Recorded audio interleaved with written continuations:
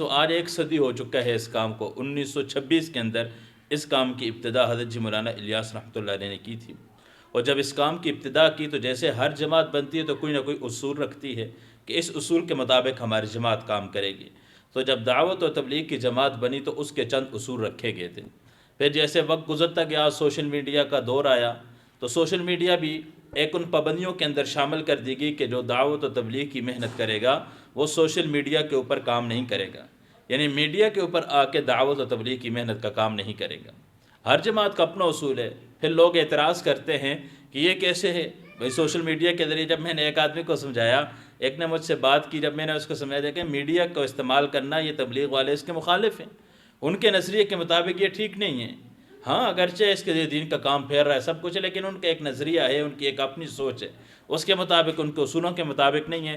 جو میڈیا استعمال کرے گا پھر، اور یہ بات بھی یاد رکھیں، یہ نہیں ہے کہ جو میڈیا استعمال کرے گا تو تبلیغ والے سے اس سے تعلق ختم ہو جائے گا۔